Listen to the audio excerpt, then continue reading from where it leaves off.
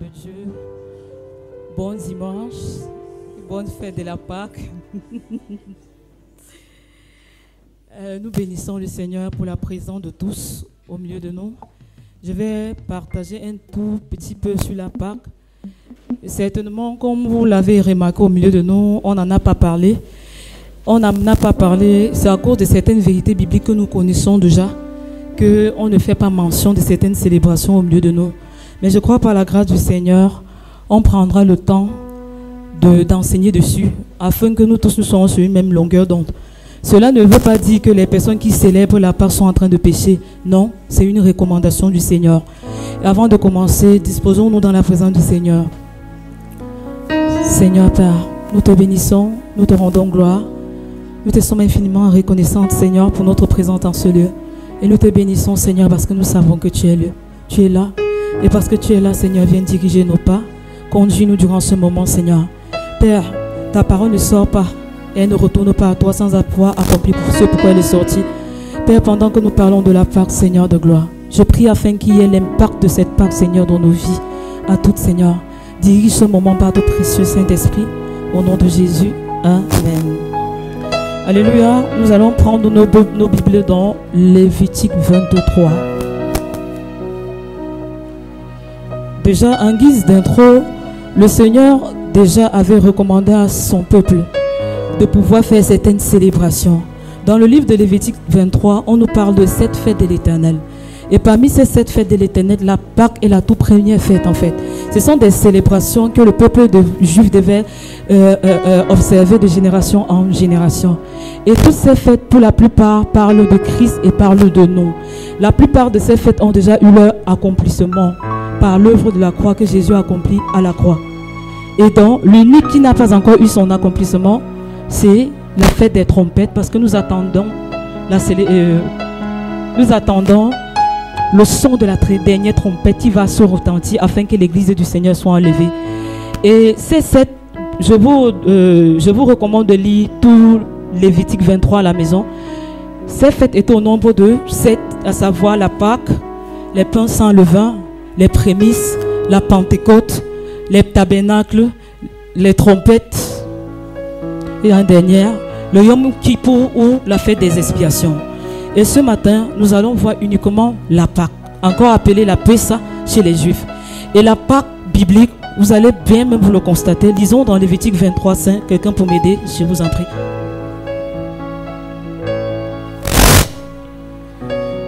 Enfin, Lévitique 23, 5.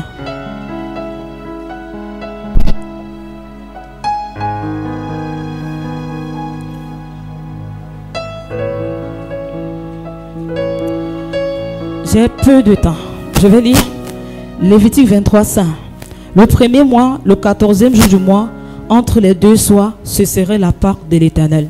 Si vous regardez bien, vous allez constater le mot Pâque n'a pas S. Or, nous avons l'habitude de voir que les Pâques la Pâque qui est célébrée a S. Et pourquoi le mot est au singulier? Parce qu'on ne peut pas crucifier le Christ 2 fois.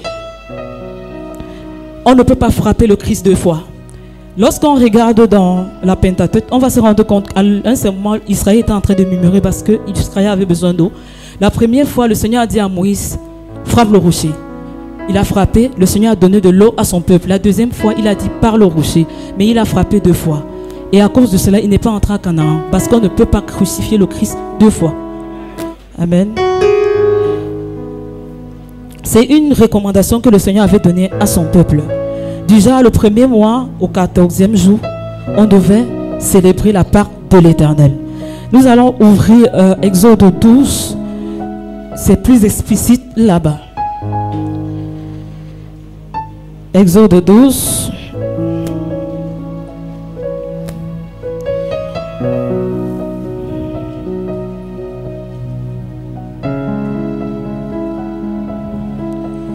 Exode 12, à partir du premier verset, je lis au nom de Jésus. L'Éternel dit à Moïse et à Aaron dans le pays d'Égypte, ce mois, ce sera pour vous le premier des mois. Il sera pour vous le premier mois de l'année. Parlez à toute l'assemblée d'Israël et dites, le 10e jour de ce mois, on prendra un agneau pour chaque famille, un agneau pour chaque maison. Si la maison est trop peu nombreuse pour un agneau, on le prendra avec son plus proche voisin, selon le nombre des personnes. Vous compterez pour cet agneau d'après ce que chacun peut manger. Ce sera un agneau sans défaut, mâle, âgé d'1 an. Vous pourrez prendre un agneau ou un chevreau. Vous le garderez jusqu'au 14e jour de ce mois et toute l'assemblée d'Israël immolera entre les deux soirs. On prendra de son sang et on en mettra sur les deux portes et sur le linteau des maisons où l'on le mangera. Cette même nuit, on en mangera la chair rôtie au feu, on en mangera avec des pains sans levain et des herbes amères. Vous le mangerez point à demi-cuit et bouilli dans l'eau, mais il sera rôti au feu avec la tête, les jambes et l'intérieur. Vous n'en laisserez rien jusqu'au matin. Et s'il en reste quelque chose le matin, vous le brûlerez au feu. Quand vous le mangerez, vous aurez vos reins sains, vos souliers aux pieds et votre bâton à la main, et vous le mangerez à la hâte. C'est la Pâque de l'Éternel. Cette même nuit, je passerai dans le pays d'Égypte et je frapperai tous les premiers-nés du pays d'Égypte, depuis les hommes jusqu'aux animaux, et j'exercerai mes jugements contre les dieux d'Égypte. Je suis l'Éternel. Je m'arrête là. C'est une recommandation que le Seigneur donne à Moïse dans Exode 12. Le peuple de Dieu avait été sous le joug de l'esclavage en Égypte pendant environ 430 ans. Et durant ces années, le Seigneur, à un certain moment de ce jour, ils ont commencé à crier au Seigneur. Le Seigneur a suscité Moïse pour pouvoir les aider. Et à un certain moment, parce que le cœur du pharaon était tellement endurci, le Seigneur a décidé de frapper l'Égypte d'une succession de 10 plaies. Et pour mieux comprendre la Pâque, on peut retourner en arrière pour lire Exode 11. Je vous recommande de le lire. Dans Exode 11, c'est la dernière plaie avec laquelle le Seigneur va frapper le pays d'Égypte. Et cette plaie, c'était quoi? C'était la mort de tous les premiers-nés des Égyptiens, depuis le plus haut dignitaire jusqu'à la servante qui lave le sol, même jusqu'aux animaux. Et dans Exode 4, 23, le Seigneur va dire, Israël est mon premier-né. Que si tu ne laisses pas partir Israël afin qu'elle me serve, je prendrai ton premier-né en fait. Le premier-né dans Exode, dans le Psaume 78, verset 51, le premier-né représente la vigueur d'un homme en fait. Donc lorsque le Seigneur regardait Israël, il va dire à tout de rôle qu'Israël est son fils premier-né. Et ce mot prémisse aussi a une très grande signification. Parce que Jésus est notre aîné, nous sommes ses cadets en fait. Et la Bible dit que les chrétiens sont les prémices de ses créatures. Donc, le Seigneur devait exercer un jugement encore sur l'Égypte. Et avant de le faire, il a dit à Moïse, dit au peuple, vous allez demander des vases à vos voisins. Et le Seigneur a fait trouver vraiment grâce ce peuple auprès des Égyptiens. Ils vont recevoir des vases d'or, des vases d'argent qui vont servir plus tard dans la construction du tabernacle dans le désert. Et le Seigneur va dire quelque chose dans le livre d'Exode 11. Je mettrai la différence entre l'Israélite et l'Égyptien. Quelle différence? Plus que tous sont pécheurs devant Dieu. Israël est aussi pécheur. L'Égypte est pécheur. La Bible dit dans le livre de Romains 3, 23, tous ont péché et sont privés de la gloire de Dieu. Les deux peuples sont tous sous le joug de l'esclavage, puisque tous sont privés de la gloire de Dieu. Mais Dieu va dire quelque chose. Je vais mettre la différence. Et par quoi est-ce qu'il va mettre cette différence? Oui, il va mettre la différence par l'agneau. Par l'agneau. Et lorsque nous venons de lire dans Exode 12 les recommandations par rapport à la Pâque. Et vous allez vous rendre compte que le Seigneur avait demandé qu'on devait prendre un agneau. Et la caractéristique de cet agneau, c'était que l'agneau devait être un mâle d'1 an sans défaut. Et Jésus-Christ dans Ésaïe 14, Ésaïe 7, 14 nous dit, Jésus-Christ est cet enfant mâle à qui Marie a donné naissance, qui est l'homme qui a marché devant le Seigneur dans la droiture. Aucun homme n'a pu satisfaire les exigences de Dieu. Jésus-Christ est l'unique. Pourquoi d'1 an? 1 an représente l'innocence. Le Seigneur nous dit que ce sont des cœurs d'enfants qui peuvent le voir. 1 an représente l'innocence. Et le Seigneur avait précisé qu'il devait être sans défaut. Lorsqu'on lit Malachie, on voit en ce moment que le Seigneur est en train de réprimander son peuple à cause des offrandes impures qu'il lui donne. Les bêtes chétives, les bêtes qui sont boiteuses. Et le Seigneur dit qu'il ne prend aucunement plaisir en cela. Pourquoi? Parce que le sacrifice devait être sans défaut. Il devait être parfait. Parce que quand l'homme a péché, le Seigneur a commencé par donner la loi de Moïse, qui était constituée de plus de 613 commandements. Aucun homme n'a pu observer. Il a envoyé les prophètes, il a envoyé les rois, il a envoyé les sacrificateurs, il a envoyé les juges. Mais pas de réconciliation entre lui et l'homme.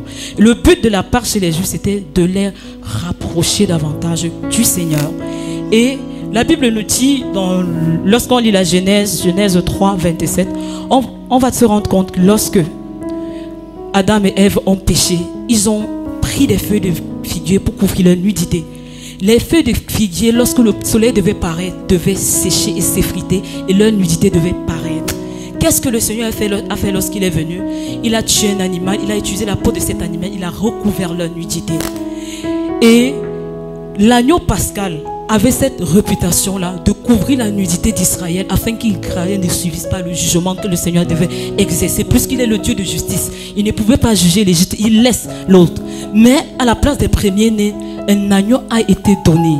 Donc l'agneau représente le substitut d'Israël devant Dieu pour que sa justice soit exercée. C'est pour ça que le Seigneur a dit, je mettrai la différence. Ça veut dire qu'entre toi et un mondain, l'agneau marque la différence. Puisque vous deux, vous êtes des êtres humains. La seule chose qui marque la différence, c'est que le sang de l'agneau a coulé pour toi. Mais pour lui, non. Non, pourquoi?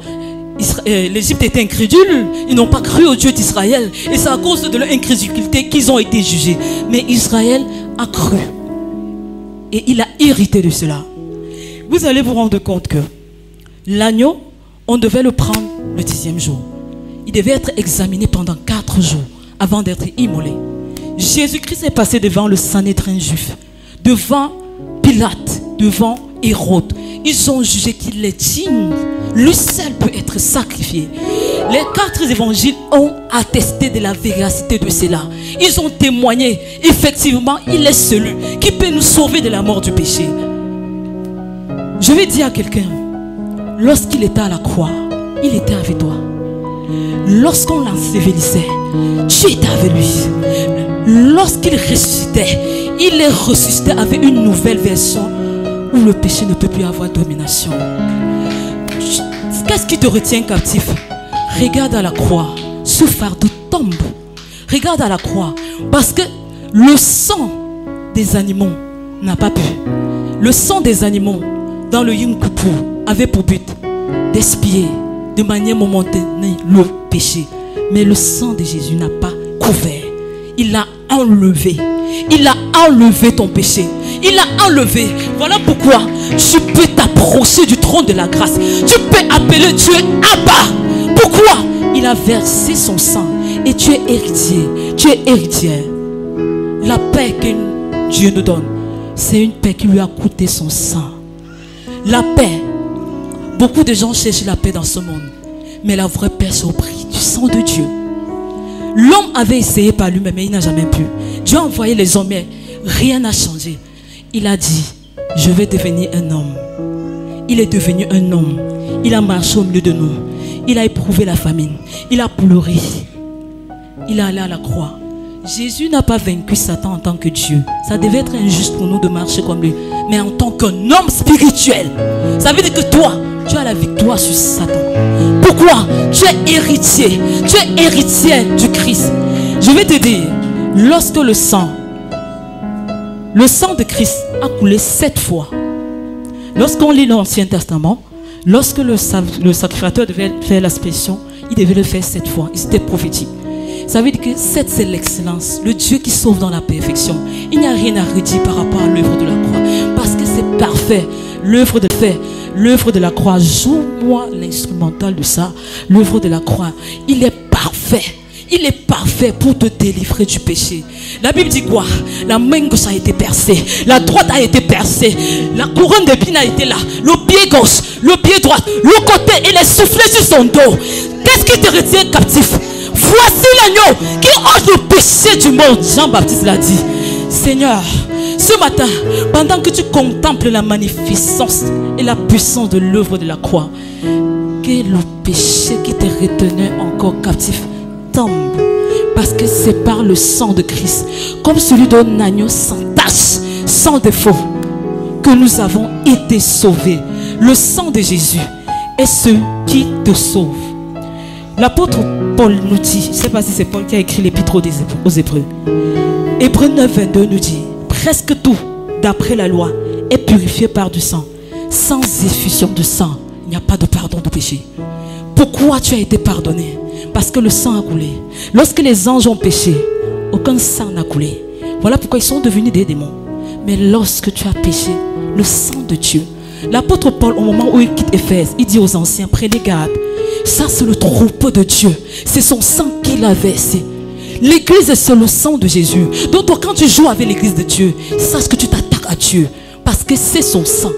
C'est son sang. Et ce matin, je vais te dire que pendant que tu célèbres la cercle, la part doit nous rappeler ce que nous étions hier. Nous étions esclaves en Égypte. Nous étions sur le jour de Pharaon. Jusqu'à ce que un jour, un agneau soit sacrifié. Pour que par le moyen de cet agneau, nous sortions de l'Égypte. Nous sortions de l'Égypte. Nous sortions de l'Égypte. J'étais esclave de la masturbation. Mais lorsque le sang de Jésus a attaché ma vie, la masturbation elle-même m'a vomi. Elle ne peut plus me retenir. Elle est restée dans la tombe. Pourquoi voulez-vous ressusciter avec des péchés que Jésus a enterrés? C'est par la foi, mes frères, c'est par la foi. C'est par la foi. La différence entre l'Israélite et l'Égyptien, c'est la foi. C'est ce à quoi chacun croit. Et je te dis, tout ce qui te retient captif a été enterré. C'est pour ça que lorsqu'on donne nos vies à Jésus, on s'enterre dans les eaux et on ressort en nouveauté de vie. C'est ça le mystère de la nouvelle naissance. Lorsque le sang de Jésus est en train de crier justice, là où l'ennemi crie injustice pour toi, le sang de Jésus est en train de crier paix. Lorsque l'ennemi est en train de crier le trouble pour toi, le sang de Jésus est en train de dire pudicité. Lorsque l'ennemi est en train de crier impudicité pour toi, le sang de Jésus est en train de dire justice. Lorsque l'ennemi est en train de dire injustice, le sang de Jésus est en train de crier pardon pour toi. Alors, ce matin, j'aimerais que tu baisses ta tête. Tu dis au Seigneur, je ne veux pas entendre comme des mots, mais je vais réaliser. Parce que si je réalise la profondeur de ce que tu as fait pour moi à la croix, Seigneur, le péché ne pourra plus me retenir. Et pendant que tu seras en train de le regarder, que la puissance du sang de l'agneau, plus profond et plus puissant que le sang d'Abel, impacte ta vie et te rende ministère. Ce sang qui nous rapproche, ce sang qui nous donne le ministère de la réconciliation. Abba Père, lorsqu'on parle du sang, Seigneur Père, tu agis. Seigneur, c'est ton sang qui s'est versé. Et ce matin, Seigneur, par ce sang, tu veux libérer plusieurs, Seigneur Père, qui sont encore retenus captifs, Seigneur. Parce que le sang, Seigneur, sa puissance est tellement forte que par ce moyen, tout est brisé, Seigneur de gloire. Tout est brisé. Le joug de la masturbation est brisé, Seigneur, ce matin. Parce que c'est le sang qui parle. C'est le sang qui parle pudeur pour mon frère. C'est le sang qui parle pudeur pour ma soeur. Seigneur, le joug de l'adultère est brisé parce que c'est le sang qui parle. Le joug de la fornication est brisé, Père, parce que c'est ton sang. Ce n'est pas le sang d'un humain. Le sang, Seigneur de gloire, qui parle. La Bible dit, à cause de ce sang, le jugement qui était censé tomber sur l'Israélite est tombé sur l'agneau. Sur l'agneau, le châtiment qui nous donne la paix est tombé sur lui.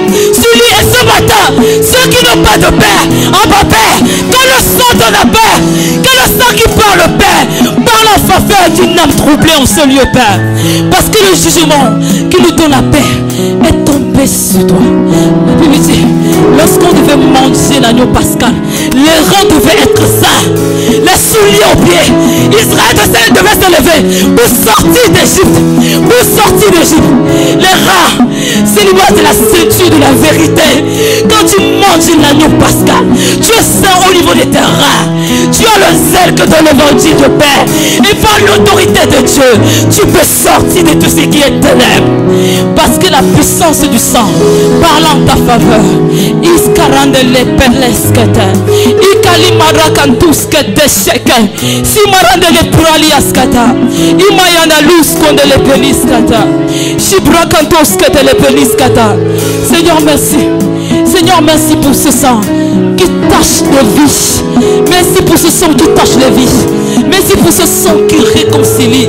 Merci pour ce sang, Seigneur, qui couvre la nudité, Seigneur Père. Merci pour cet agneau, Seigneur, qui couvre la nudité dehors. Parce que tu es le Dieu qui couvre notre nudité. Et tu couvres, Seigneur, par Jésus, par son sacrifice, Seigneur. Tu enlèves nos iniquités. C'est pas ton sang que nous avons obtenu rédemption. C'est pas ton sang que nous avons obtenu justification, sanctification, expiation et propitiation. Papa, merci. Merci pour le sacrifice de Jésus.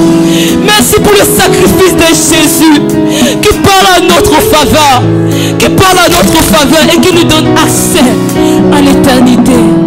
Saint-Esprit, merci. Papa, reçois toute la gloire. Reçois l'honneur, Papa. Reçois toute ma reconnaissance. Je suis ce que je suis, Seigneur, grâce à ton sang. L'église est ce qu'elle est aujourd'hui grâce à ton sang, Seigneur. Ce sang qui purifie, ce sang qui justifie. Père, merci. Ce sang qui brise toute espèce de joug des vies. Seigneur, reçois tout honneur. Reçois toute gloire.